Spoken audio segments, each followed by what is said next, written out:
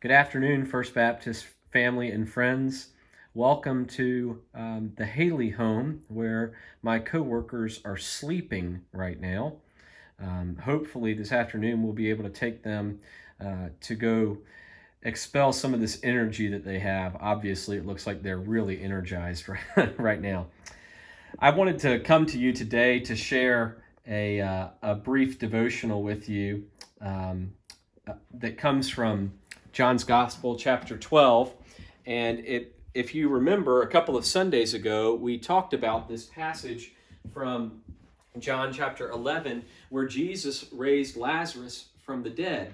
Well, this story comes almost immediately after that. And it's when Mary anoints Jesus at Bethany with perfume. And so I wanted to share with you this story and then also a little song that talks about it. Listen to these words. 6 days before the Passover, Jesus therefore came to Bethany, where Lazarus was, whom Jesus had raised from the dead. So they gave a dinner for him there. Martha served. Lazarus was one of those reclining with him at the table. But Mary took a pound of expensive perfume made from pure nard and anointed the feet of Jesus and wiped his feet with her hair.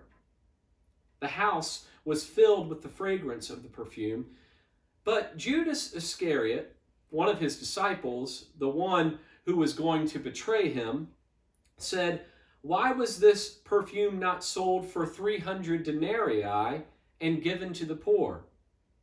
He didn't say this because he cared about the poor.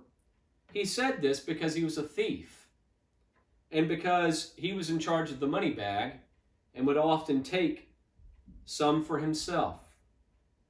Jesus said, "Leave her alone so that she may keep it for the day of my burial. For the poor you always have with you, but you do not always have me."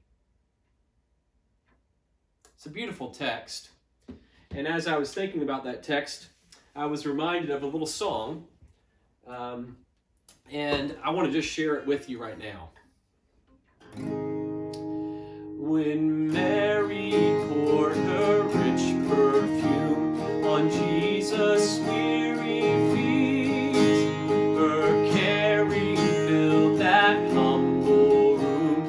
The fragrance there was sweet, but full of anger, Judas said, "We could have used this more.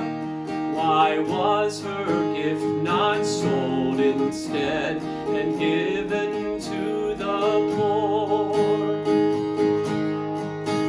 The Lord replied, "Leave her alone. She bought it for this day. This caring love that she has shown is faithful to God's way. The poor will always be with you, but you will not have me." He blessed her and he thanked her too for giving lavishly. Oh Christ, what can your people bring to show you thanks and love? You need no fragrant offering, for now you reign above.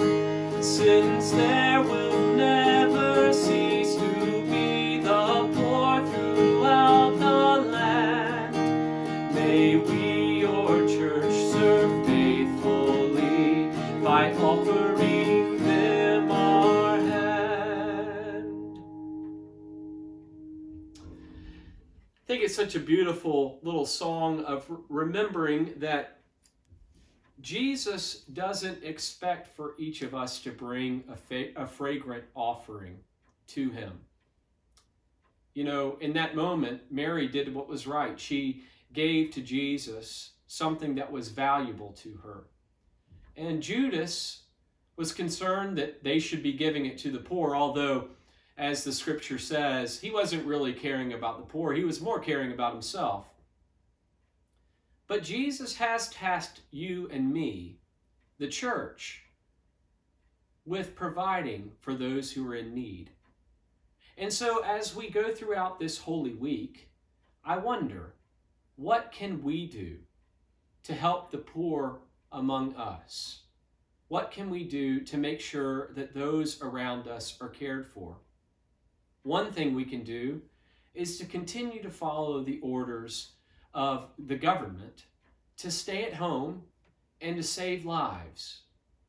Yesterday, one of the local newspapers shared that 70% of the people who have contracted this illness in the Chicagoland area are people of color and people in a lower economic bracket.